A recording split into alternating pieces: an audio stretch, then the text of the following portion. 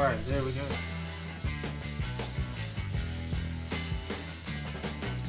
Alright, what's going on, everybody? So I was working on trying to do the cam gears and the timing changes. Yeah, timing belt tensioner on the Prelude this past week. I ran into a small little hiccup. I can't get the crank bolt loose. So if this video comes out before that video, you know what happened. I'm picking up an impact today from my dad that might break it loose, a 3/4 inch drive. So hopefully that works. If not, then it won't happen, and I'll just upload the video without doing all that. You know, it is what it is. I'll have to figure something out later to try and change those parts. But for the time being, we're gonna move into this next part. Is these parts over here that I've been kind of stepping around and tripping over. The ladies at the post office and my wife called these turkey legs. Because it kind of looks like a big turkey leg that you get at the Renaissance Festival. But, as you can see, 5-lug spindles. These are 5th gen Prelude spindles. We're going to change out both the front assemblies. And then for the rear, it's very straightforward for the rear. It literally just bolts in to the back. Like, this is for the rear. So we got brand new SKF spindles or 5-lug hubs for the rear. I got new wheel bearings for the front ones. I got all new 5-lug brakes, and I can't remember. I did not buy the drilled and slotted ones. I just bought regular brakes. Just go around. That's for the battery hold down that I got to redo. We're gonna get to that later. But yeah, so big things. And you're probably wondering, what wheels am I gonna run? And it's not going to be the bronze wheels from the RSX. Even though I thought about slapping a couple of them on there just to see how it looks. I think the bronze against the silver would look mighty nice, actually. But what I'm going to do is, because those wheels need tires and I want this thing to be drivable, my decrepit RSX sitting over here, we're gonna rob the stock wheels off of it and put them on the Prelude, because it's the same lug pattern. Unfortunately, this car doesn't crank right now. I guess that snowstorm we had caused the battery to finally bite the bullet, because that battery was pretty old and it was leaking. So I tried charging it, it doesn't crank. I think the cells in the battery are shot. So yeah, I'm probably have to drag it out of its little out of its clover filled grave here and push it in the shop with the tractor, which I'm not really too fond with pushing it with the tractor. But or I could maybe rob the battery out the Prelude temporarily, throw it in the RSX, crank it to drive it in here. So let me get this thing on some jack stands. I'll get back with y'all. If any of y'all been paying attention at all, whenever I'm messing with anything with the wheels on this car, you'll see that it's got some lock and lug nuts. I had a moment one night and I realized I hadn't seen the key for these things yet. And I was like, oh, I gotta figure out how to get these things off. Obviously, the first thing I did, I messaged the guy I bought the car from, asking if he had the key laying around. He did not. And I searched the car again, could not find it. So I took this Allen head socket here, and it's a 12mm, and I hammered it in to each one of these and broke them all loose ahead of time so I wouldn't have to worry about it later. Ingenuity at its finest, I guess, trying to figure things out. So let me get my impact so I can zip these off real quick. Actually, I probably don't even need the impact. I'm gonna get my little battery ratchet and just back them out and get these wheels off of here.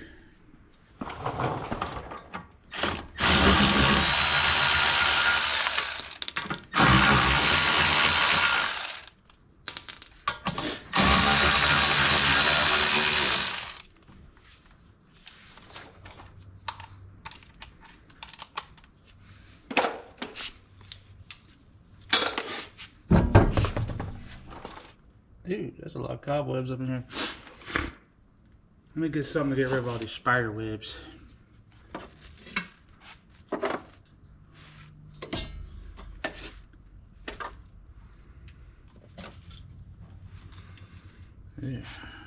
lot of cobwebs. I want it. There, I got a little bit of light. So, I'm sure this is a 14 back here.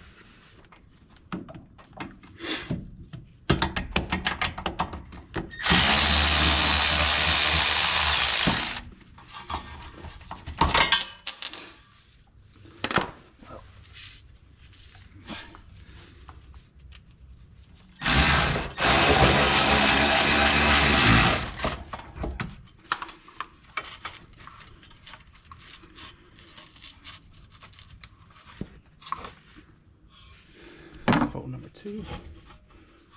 Kind of give it a little forcing. If you don't know what an impact screwdriver is, this is what it is. It's got different bits. It's got this piece that you hit a hammer with that can go forward and reverse for tightening. So, and you got this adapter you put on here for the actual bits. So we just need to find the one that fits this snugly, and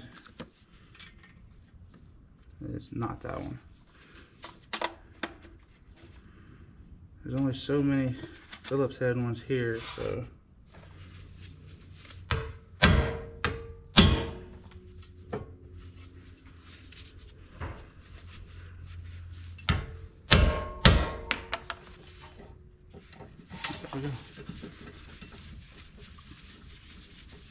simple as that. A few hits with a hammer and that's out. Rotor off.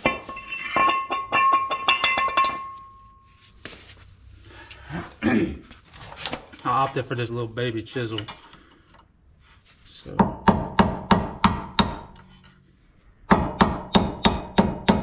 I just wasn't catching this in the right spot, that's all it was. I knew I was getting it, doing the right thing. There's a nut behind here that we gotta take off. Alright. Now now the fun part. So I didn't have a 32mm socket, but Google says 1 1/4 is almost the same size. So we're gonna try it with this 1 1/4.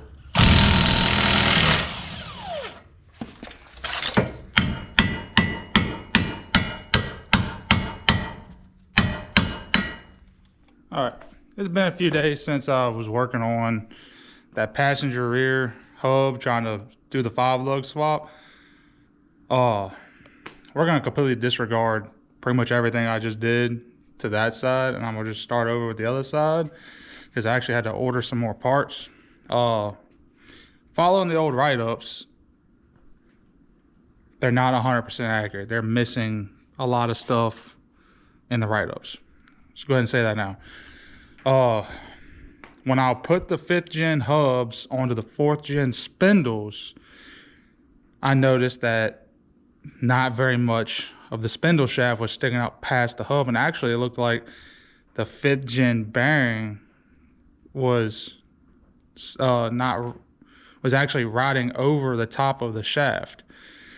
I'm gonna show y'all real quick. I just got one of my 5th gen spindles in for the rear. It's actually the driver's side rear that came in, and I'm gonna show y'all the length differences between the two. So you can kind of blankly see the difference. Like, look how much longer this one is than this one. Get that old fat mat. So from the face, look at that right there, about 1 3/4, oh, 2 3/4. My bad. I'm trying to look at it through the camera and look at it. So about 2 3/4 there. About 3 inches total, 1/4 of an inch longer. you got about 2 inches of actual shaft for the bearing to ride on. You got about 1.5 inches for the bearing to ride on. So as you can see, there is a critical length difference here. And my problem with using these, there was 2 issues. When I slid the 5th gen hub on here, the ABS sensor that bolts up right here wasn't clearing the speed ring on the hub. Well, now I got these, I still have an issue with ABS stuff because these are a single bolt hole for the ABS. On the other side over here, it's a little bit different. So what I'm ultimately going to do is I already ordered it. I ordered ABS delete kit and a 40/40 non-ABS proportioning valve. So we will be deleting that big ugly thing back there and installing the proportioning valve. And it's got, I think I ordered the one with the black stainless braided lines, so that would look kind of nice sitting back there. See, I got, you know what? I got this old hub that I just pulled off. So this is what I mean. See how much of the bearing is sticking out past the actual fit in there? So I had to go back and look at the old forum I was following and look at the guys' pictures real carefully, because they're like really grainy early 2000s cameras, you know. So I went back and looked at it because his post said you only needed the actual hub, which is what your wheel bolts to, right? And I started second guessing myself, like, do I have my automotive terminology correct? Like hub, spindle, knuckle, like I started questioning myself, and I was like, I know I got it right. When you do this swap, you need the 5th gen spindles and the hubs for the rear. Let me get all my tools on the driver's side over here, and we'll tear the driver rear apart and see what we can see if we can get something accomplished on this thing.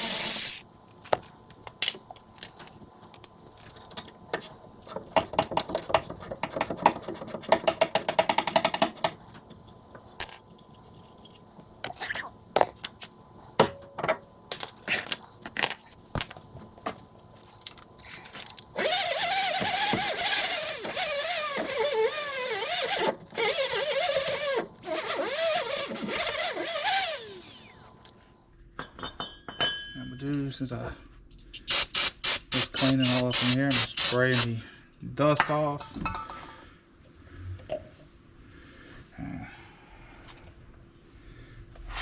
Take the hub.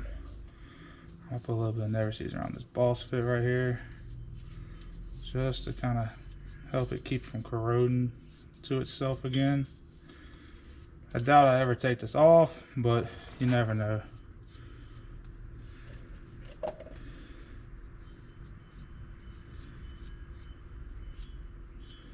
Put a little never sees on these,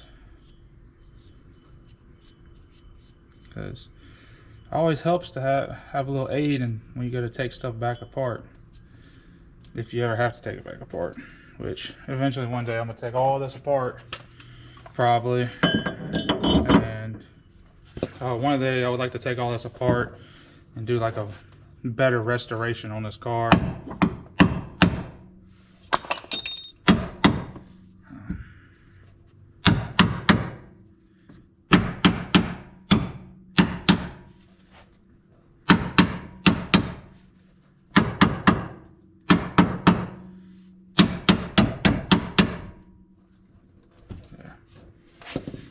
Thought the block of wood would help me kind of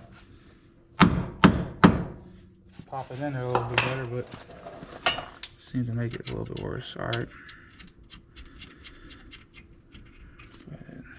If you wonder why I hadn't cleaned any of this up yet, we're gonna get to that. I just wanted to get the back part and get this bolted up to show y'all that this 5th gen spindle does bolt up, or has the same stud pattern, bolt pattern as the knuckle.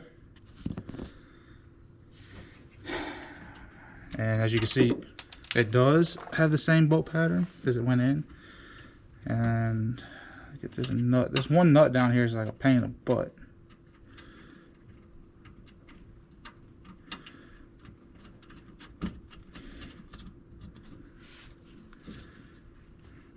Alright.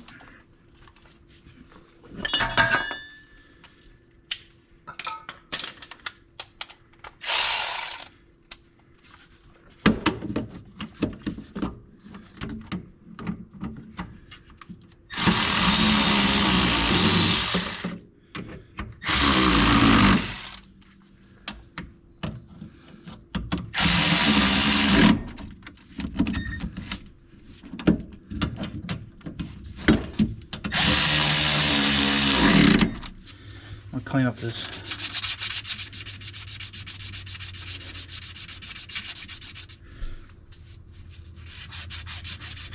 spindle with a little bit of sandpaper, emery cloth, or whatever you want to call it.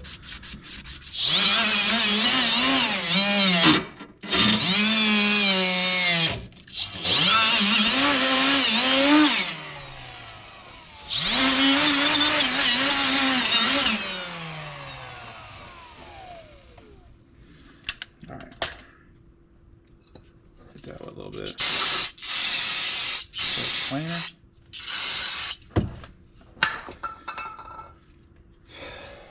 Alright. Now I just have one thing. Do I use the 5th gen dust cover for the brake, or do I use the 4th gen? I don't know if, I guess it really don't matter. Those patterns are different. Oh, wait. Oh, I think that'll work.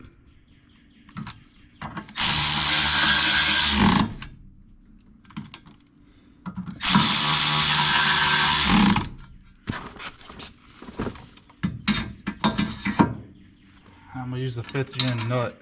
Just reuse the old one because it doesn't require you to use the spacer. There wasn't a spacer. It's made into the washer. So, I mean, made into the nut.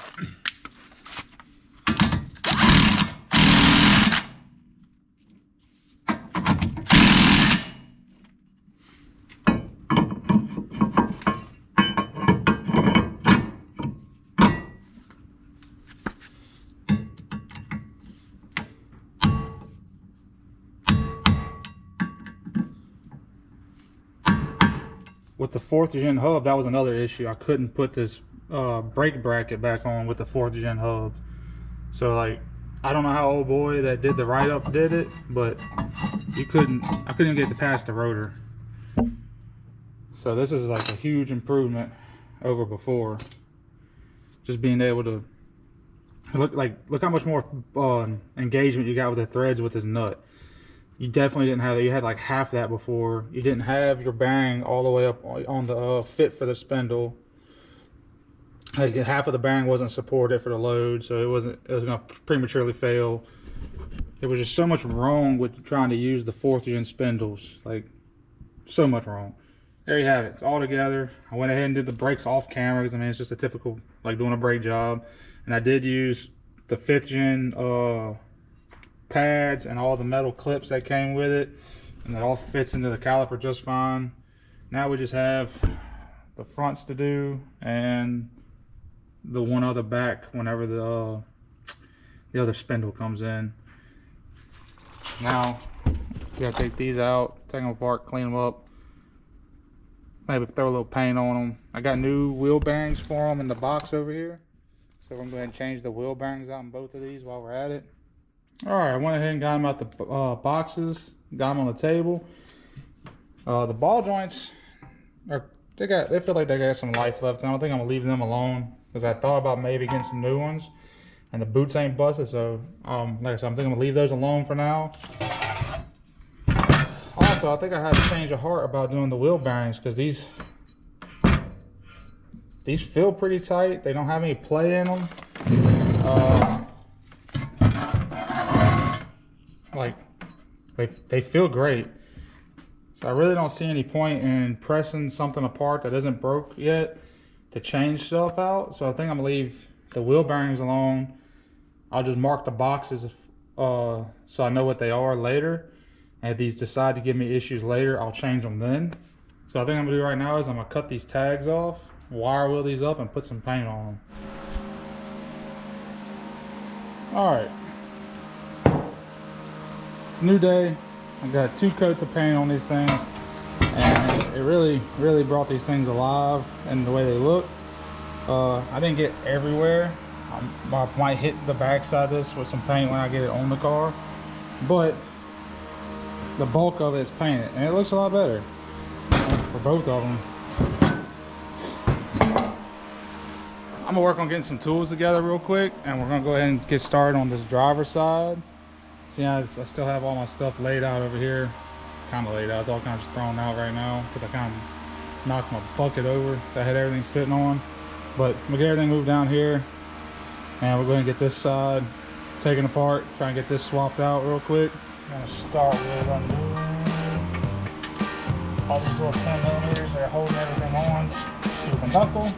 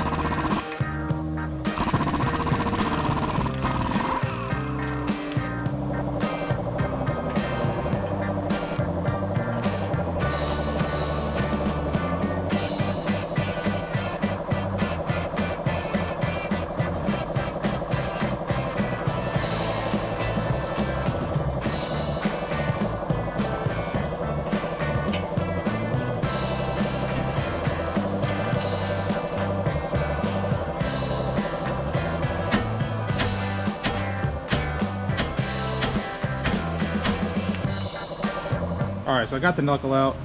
I had to stop videoing because I was about to smack my GoPro with the hammer because I need more room to hit that lower ball joint to pop it loose. Got the new one right here on my lap. The only thing I was looking at was the ball joint moves pretty easily, but it doesn't just like flop around really. It returns to its spot, so, and it feels pretty tight. It definitely ain't as tight as this one though. Like this one here, you've got to like put some effort into moving it, right? Which is probably a better ball joint in this knuckle, but I think this one will work for now. Like I would like to come back and redo a bunch of stuff anyways, and I would like to put some actual coilovers in here and get rid of these lowering springs. So when I get around to doing that and finally doing the timing chain tensioner and stuff, I'll order some lower ball joints and I'll change these out then. But for the time being, I think I'm just going to put these back in like they are. There's definitely a size difference in these two rotors here. So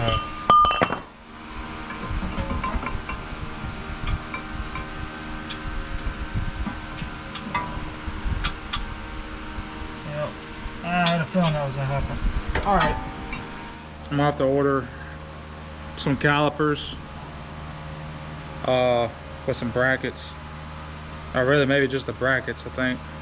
All right, another day at working on this 5-lug swap. So I was trying to just change the caliper brackets themselves. I ran across a forum post, big, long, really detailed post that said that basically every brake caliper on a Prelude from 88 to 01, it's like 13 years, the calipers themselves, not the brackets, are all identical, front and rear. Don't quote me on that. If I can remember to put it in the description, I'll put the link to that forum post. Y'all can read it yourselves. But with that being said, I tried to order just brackets because it was a cheaper option. I was gonna reuse my calipers. Well, I hate using AutoZone, and this morning they canceled my order, and I was like, well, about typical AutoZone fashion. So I ended up having to just go down to O'Reilly's and picked up a couple of remanufactured calipers. So I got my left front, my right front calipers. They came with brackets and they came with all the hardware and tidbits and stuff. Just to show you, I haven't pulled a caliper off yet. But I wanted to just kind of hold this up to it. Y'all can see that right there. The bolt holes line up with the bracket bolts. These brackets will work with the 4-gens. And if you can find just the brackets for cheaper, you have good calipers, save yourself some money, just buy the brackets. Now look at the size difference in the two brackets. That's important to note because the 4-gen has a smaller rotor than a 5th-gen. Also, by doing this swap, if you didn't want to use your 5th-gen stuff, you actually want to upgrade your brakes. For right now, I was just trying to make it usable. Figured later on down the road, I would upgrade to some drill and slaughter rotors and some bigger brakes and stuff. You could actually use, I think it's like a 95 Legend coupe brake caliper. It's a 2-piston caliper, and the rotors for that fit this will fit the 5x114 lug pattern, and they're a thicker rotor at that too. So just something to keep in mind. But I'm gonna double check this one to make sure this one's bracket will work, because I did see a review on one of these on the website that showed that somebody said it would not fit their car. So I'm gonna double check this, and I'm probably just gonna compare it to the other one over here just to make sure it's right.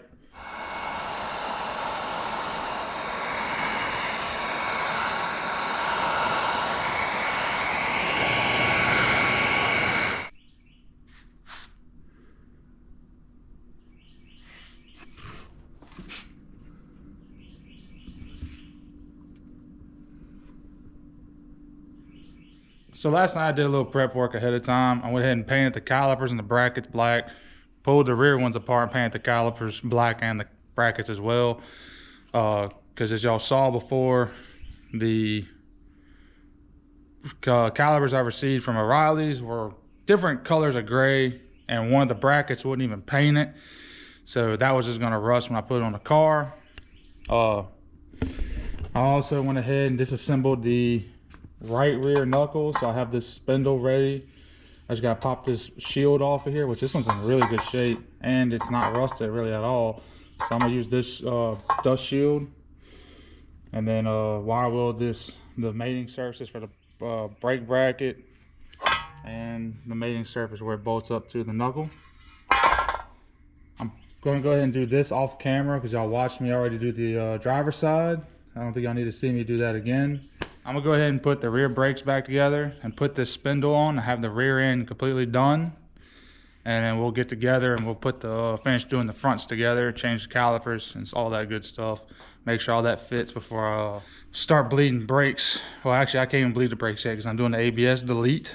I gotta wait till my delete kit gets here, and it won't be here till tomorrow, which that'll be a whole nother video. So we're gonna end this video probably at that point. So let's get this rear end back together. All right, there we go. The passenger rear is now done, and it looks really good with that black caliper in there. So now, move on to finishing up these fronts. And that'll be it basically for this 5-speed, not 5-speed, the 5-lug swap. Once I do the fronts, like I said, this is gonna be it for the 5-lug swap until I get the rest of my ABS delete kit, and that's gonna be a whole nother video itself. And then we'll put some wheels on this thing and roll it out the shop for the first time in a while.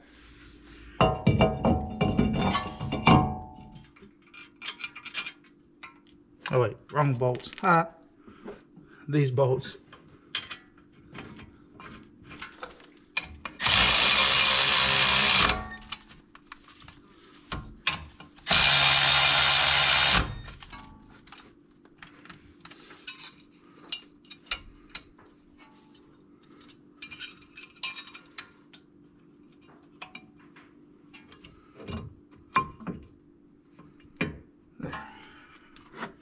I'm not gonna worry about doing the slide pins because these are new calipers with new pins and everything. So all of that should be greased already.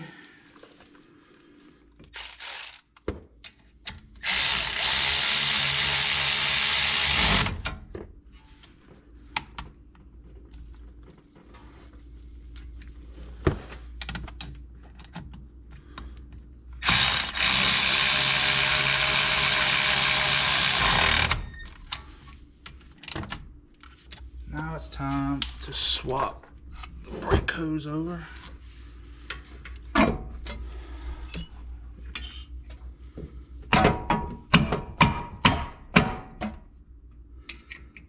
my new copper washers right here ready.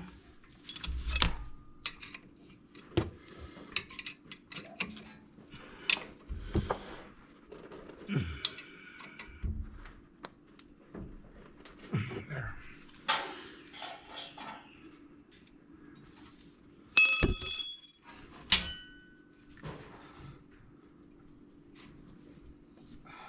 I forgot to tape off the bleed screw when I started all this, so I'm just kind of letting it gravity bleed right now. I'm going to take the old bleed screw, clean up with this wire wheel real quick.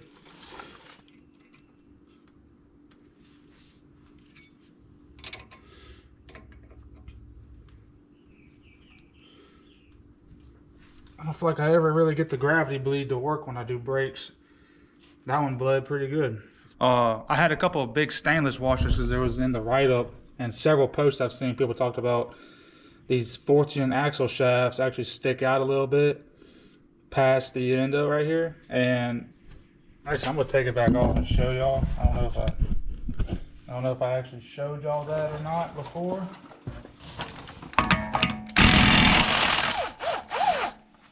So, as I said, I added this washer back here. I did it because of what they said. Of course, I did a few other things because of what the write-up said that ended up not being right.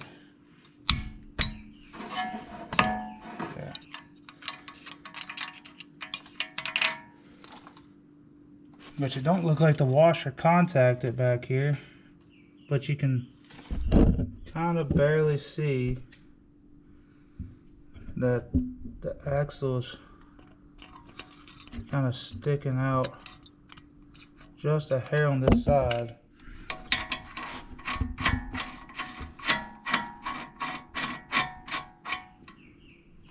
Yeah, you can kind of get this light. You can see that the nut's not contacting the hub. So yeah, it definitely needs the washer back there. That's if you're using the 4th gen axles now. If you're using the 5th gen axles, from my understanding, they fit just fine. But there's nothing wrong with my axles. I mean, the boots are a little torn. But yeah, I'm not worried about it right this minute. I want to double check this, as I thought it looked like the axle shaft wasn't sticking out past the hub on this one, and it isn't. And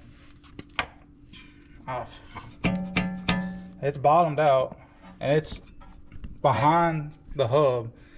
And what I remember is when I pulled this axle out of the 4th gen hub, knuckle, whatever, it had a metal ring that was inside of the inside the knuckle on the backside, like a spacer almost. And I think that might be what's giving this side the clearance it needs. So I think I'm gonna leave the washer out and just run this nut on this side.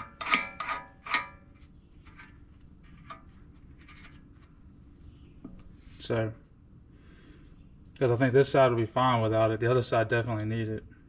I got on this whiteboard right here, I got the cost breakdown. I didn't write the total on it yet. We can go over that in a second. And I'm just going to say this, I would have been cheaper just buying tires for the car.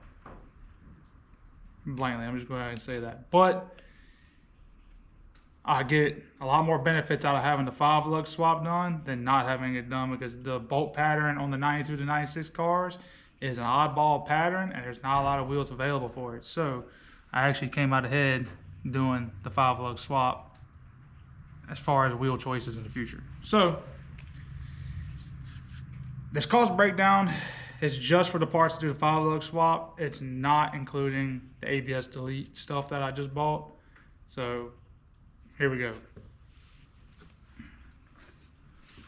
So start at the top right here. You got front knuckle assemblies each, or $161.11 on eBay, $322.22 total.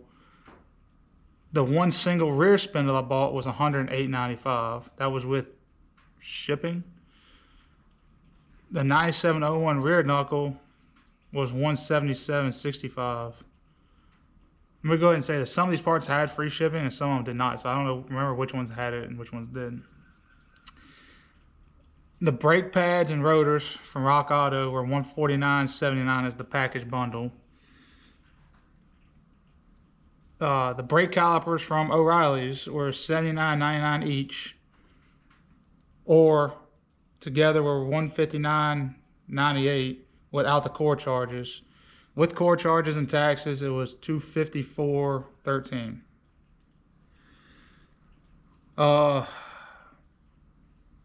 The rear hubs, which is your bearings and the hubs with your lugs on it and everything, were $64.99 each, and it came out to be $129.98.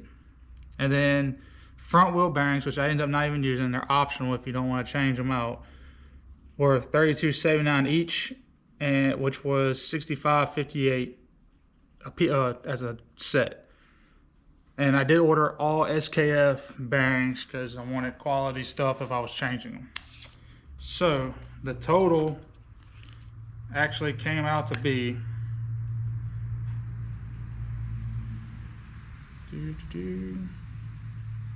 a grand total of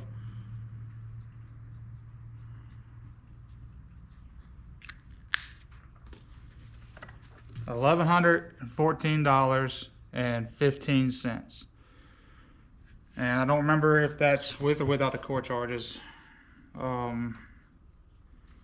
That was without the core charges. If you add in the core charges, it's going to be No, about $70 more. They were like $35 a piece. I still got to take the cores back.